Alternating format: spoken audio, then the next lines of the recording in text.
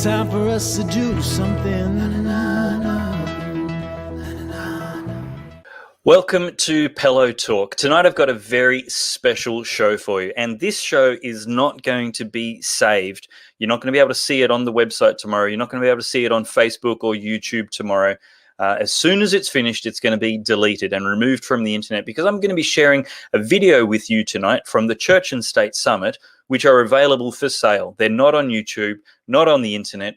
The speeches, presentations, messages that are in this year's Church and State Summit are world-class from some of Australia's and the world's best speakers.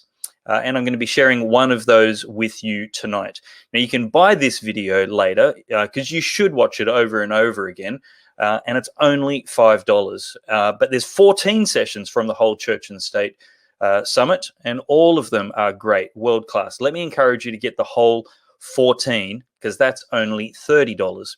A great deal indeed. But if you just want to pick one or two, they're available for $5 each. Now, tonight we're going to be watching a talk by Dr. Stephen Chavura, one of Australia's most preeminent, I believe, academics, philosophers, and historians who really understands political history and the political tides which are carrying us along at the moment. And his topic is critical race theory. He's a brilliant speaker. It's really easy to listen to for the whole event. And I want to make sure that you get those videos. So please head to the website, churchandstate.com.au/CAS21, CAS21.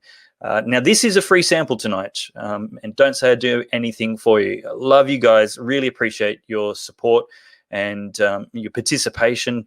Feel free to add comments throughout. We won't be putting those up on the screen. Just want to let you guys watch this tonight and make sure that you know about it. We're going to be bringing you more and more of the videos. They will only be available live. Here's a good idea. Why don't you share this video now, this post, with as many people as you can. Get as many people watching this as you can, because critical race theory is a bit like safe schools. There's a whole lot of leftists pushing it and saying it's benign, it's harmless, and it doesn't exist. There's no such thing, and we're not going to stop teaching it. It's really one of these deceitful strategies.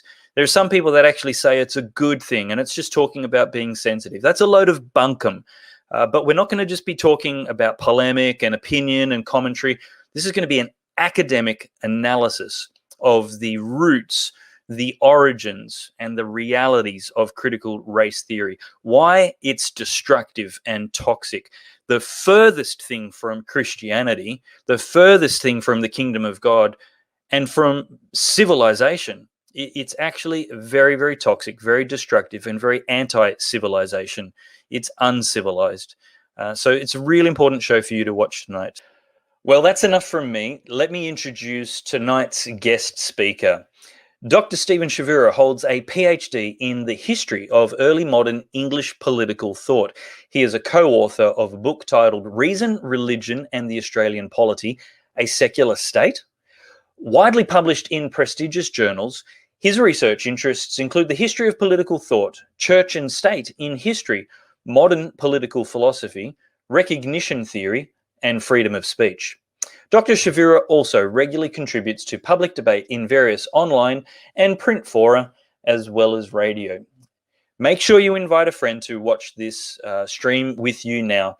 Make sure you invest in getting all the videos from the Church and State Summit for $30, or just the ones you want for $5 each. There's 14 to choose from, and all of them are really fantastic.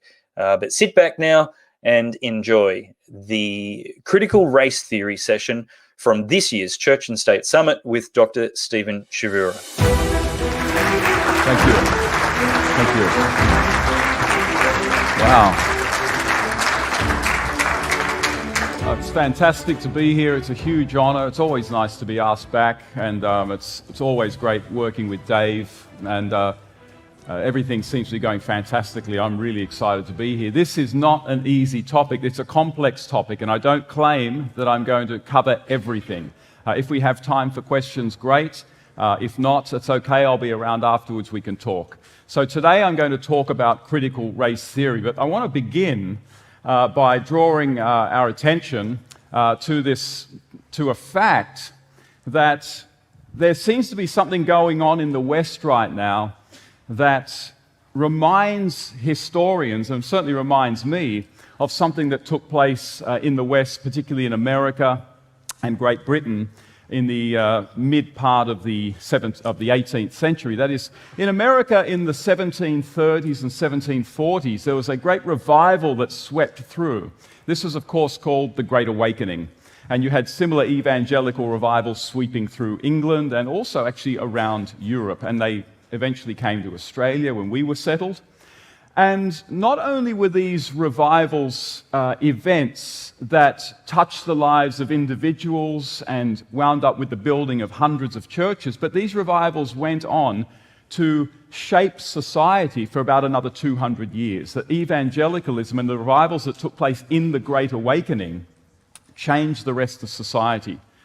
I want to put it to you that we're going through something eerily like that, but not necessarily in a way that we would like. In fact, what I'm going to say is that we're going through something that I would call a great awakening.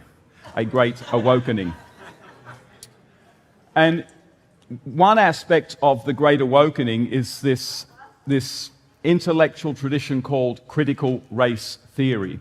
And so today I am going to talk about critical race theory, but first I just want to say that I am going to critique critical race theory, but I want to affirm that racism is real, racism exists, racism has an effect on institutions, it has an effect on individual people's lives.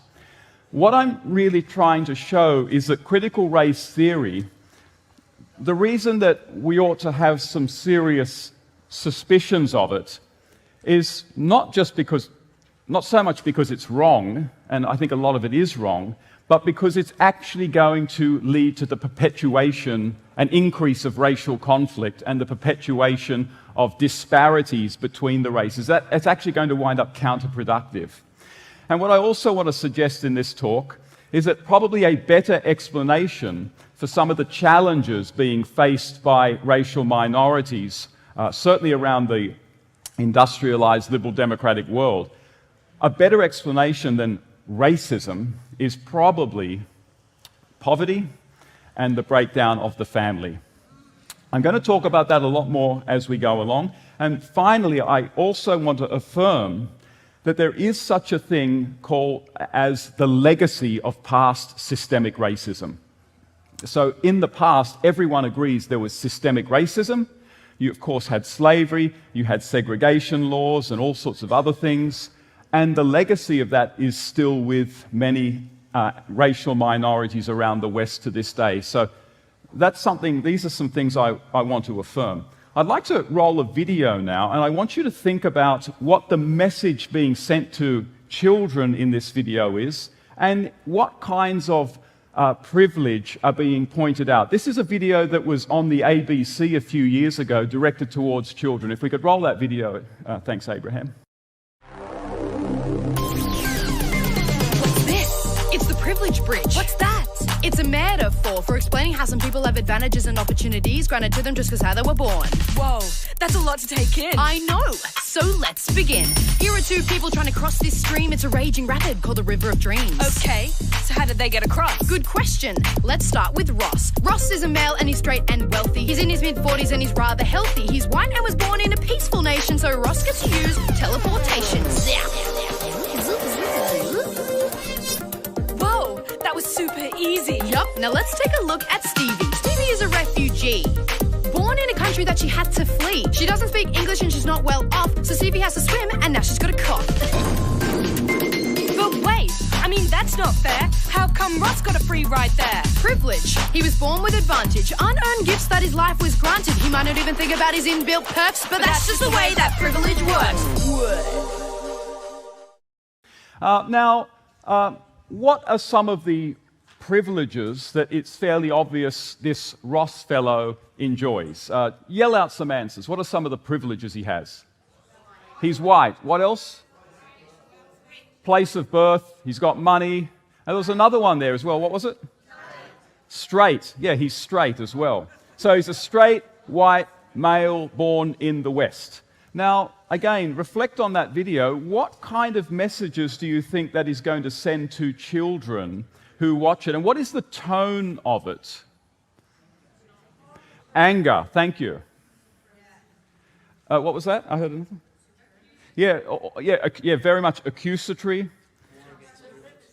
War against privilege, not fair. Yeah, well, maybe, yes, some forms of supremacy. Yeah, it might sort of get across to some children that there's this thing called white supremacy or something like that. I guess what I'm trying to say is that video embodies something that we call critical theory. Critical theory, if I could have the third slide. Now, critical theory is an intellectual tradition that certainly goes back to the early 20th century, and it actually goes back to the works of Karl Marx in the 19th century. And critical theory is essentially this attempt to sort of uncover all sorts of forms of oppression that exist in modern liberal democratic societies. And so there are at least sort of 4 key tenets of critical theory.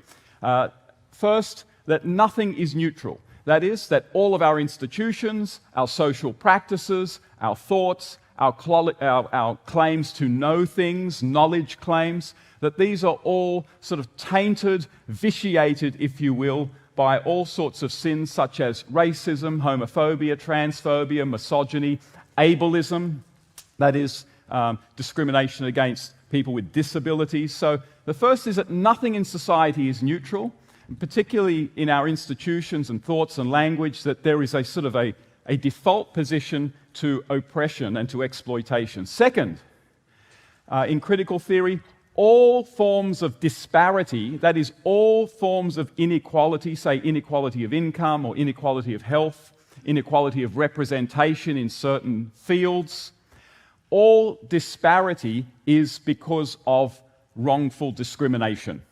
All disparity is because of wrongful discrimination.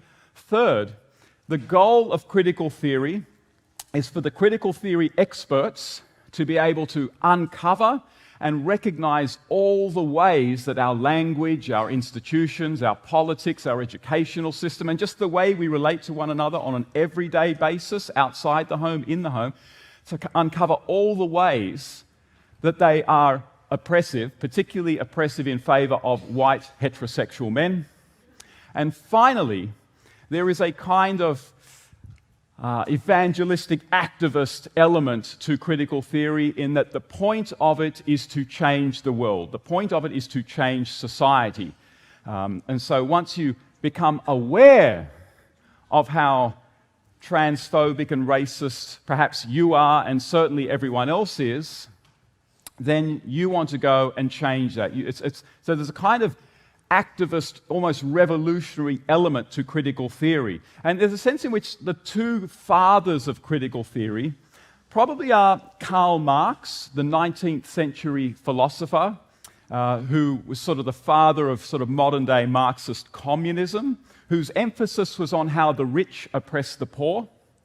And the other father would be the French philosopher and sociologist Michel Foucault, who was a 20th century figure who placed heavy emphasis on the body, sexuality, and gender. And so there's a sense in which critical theory is sort of broken up into at least sort of 2 strands. The one that focuses very heavily on race nowadays, going by the rhetoric it uses, it tends to be more the child of sort of Karl Marx and how Marxism was integrated into the anti-racism movements of the 1950s and 60s, the desegregation movements. And then also there's this other strand of critical theory which focuses on sexuality and the body and gender. That's very much sort of the son of Michel Foucault. I'm going to unpack a lot of this as we go along. Next slide, thanks. So critical race theory. What is critical race theory? Well, critical race theory tends to have about sort of 3 aspects to it, and I'm going to show you soon where you can recognize it, where it is. First, the first aspect is the project of uncovering racist biases in our thoughts, in our institutions, in our practices. So uncovering the racial biases in everything, again, particularly biases against white men and white women. Second, bringing these biases to the attention of the person on the street. So informing white people that they are racist and telling people of color that they are essentially in an oppressive racist system, even if they don't know it. And third, again, that practical activist, almost revolutionary element to overthrow this system. Not necessarily violently, although as we've seen, sort of one of the embodiments of critical race theory, and in fact critical theory altogether, Black Lives Matter, most certainly did use violence throughout much of 2020. And some of the key terms of critical race theory, in terms of sort of being able to recognize it when it might be around, are terms like white privilege, whiteness, intersectionality, systemic or structural racism, and anti-racism. So those are sort of some of the key terms that when you see them used in documents or school curricula, that's a pretty good indication that critical race theory is sort of infusing the ideas behind that school curricula. I'll expound on more of this as we go along.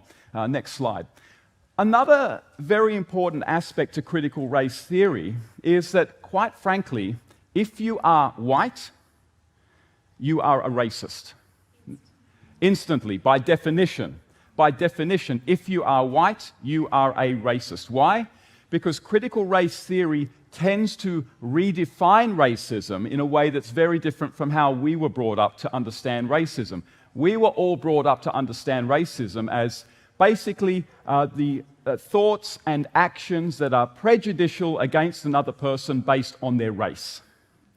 What that meant was, if you were a white person and you did not treat other people poorly based on their race, and you didn't think that they were in some way morally or whatever inferior because of their race, then the good news is you're not a racist. In critical race theory, a racist is defined very differently. It's defined as any person who benefits from a racist system. And so in critical race theory, the economic system is racist. The legal system is racist. The political system is racist. The law and order system is racist. And who benefits most from that, according to critical theory? White people. And so with that definition of racism being essentially a structural arrangement and a racist being anyone who benefits from it, whether they know it or not, what that means is all white people, by definition, are racists. And so the most popular advocate of this is Robin DiAngelo, an American critical race theorist, in her very sort of widely read book now, White Fragility. And she says, white identity is inherently racist. White people do not exist outside the system of white supremacy. I strive to be less white. To be less white is to be less racially oppressive. I mean, you guys laugh, but this stuff is incredibly influential. Next slide. Robin DiAngelo then goes on and says here, negatively speaking, if you are not white, you cannot be a racist. So think about that. If you're not a white person, then you cannot be a racist. She says, while a white person may have been picked on, even mercilessly, by being in the numerical minority in a specific context, the individual white person was experiencing race, prejudice, and discrimination, not racism. So if a white person is being sort of beaten up and kicked to the ground and called all sorts of white epithets, epithets against white people by people of color, that's not racism. That's not racism, because apparently those people of color can't be racist because they're not profiting from the white supremacy institutions. What would we call that? Oh, it's prejudice. And so this is something that's very important to keep in mind, that critical theory in general, and certainly critical race theory, tends to often redefine words in ways that are quite opportunistic for their cause, really in order to try to convince people that either they are an oppressor or a victim. And so, again, yeah, sort of critical theory tends to be very creative with how it defines things. So again, so one of the principles of critical race theory, that basically if you're white, you're a racist. Now I'm going to actually unpack some of this as we go along. I mean, the question should be, well, is it true that the system in which we all live under is a white supremacist system? I'm going to talk about that. I don't think it is. I don't think it's that simple, at least. So all whites are racist. If you're not white, then you can't be a racist. Okay, second, the next premise is that, as I mentioned earlier, if there are disparities between races, so if it tends to be the case that if you're an African American, you're more likely to be of economic disadvantage or some other form of disadvantage, health or education, then the only possible explanation for that is racism. Why? Because, as Robin DiAngelo said, if we are all equal, then everyone should have equal access to everything. That is, if everyone is equal, there should not be any kinds of disparities of condition. Nothing. Now, what's going on there is the term equal is being kind of used as a sort of surrogate for the same. So what I mean by this is, if I said to you all, if everyone is the same, then everyone should more or less be equal in life. If everyone is the same, then everyone should be enjoying everything more or less equally. That is fairly plausible. That is fairly plausible if we're all the same. But to say if everyone is equal, well, what do we mean by equal? What does that mean?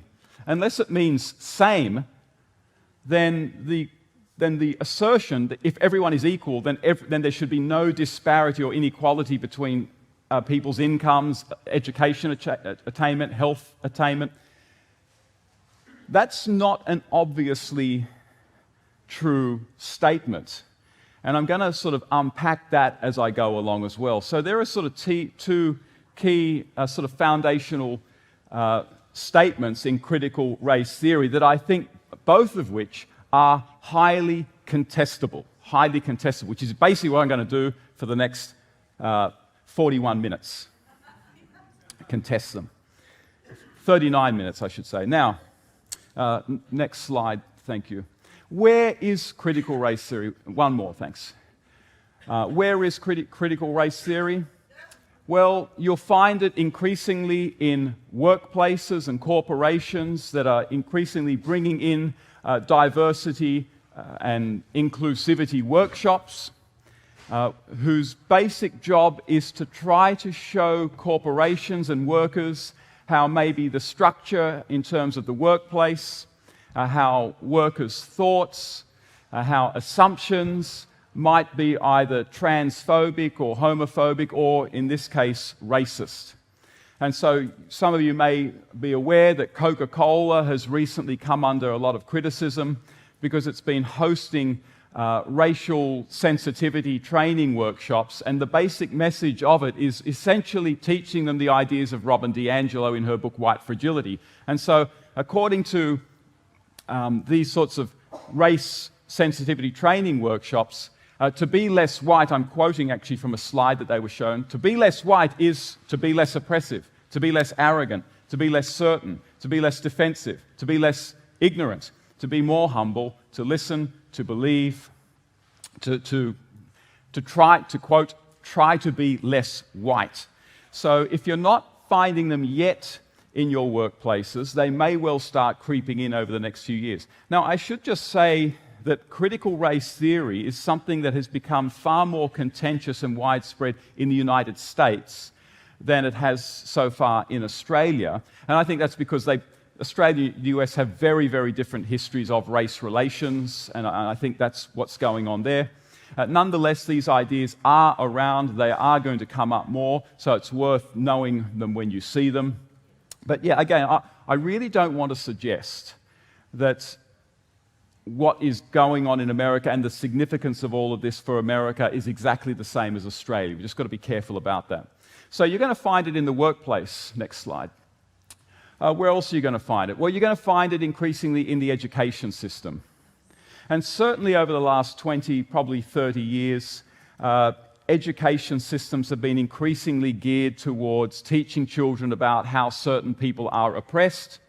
So, for example, when you study English literature nowadays, very often you'll study texts which will have racial or gender or sexual minorities, and part of the process of reading that text is sort of to ask questions like, okay, what difficulties is this girl experiencing because she's a female? What difficulties do you think this same-sex attracted character in the text is feeling? What does this say about the society? What does this say about modern society? And the same with racism. There's a very heavy emphasis on sort of multiculturality and the experience of cultural, racial minorities in Australia in our English curricula. And so it's sort of creeping in to education. And I guess, in terms of sort of recognizing it again, you look for terms like, I'm looking at a website right now here, it'll pop up soon, called Racism No Way, Anti-Racism Education for Australian Schools. And this is a website that schools use, that students can access, and it talks about here institutional racism. You can see there unconscious bias, white privilege, so it's sort of all there. Next slide. Also, the Institute for Public Affairs in Australia has done research and shown that basically critical race theory has infused the way literature is studied,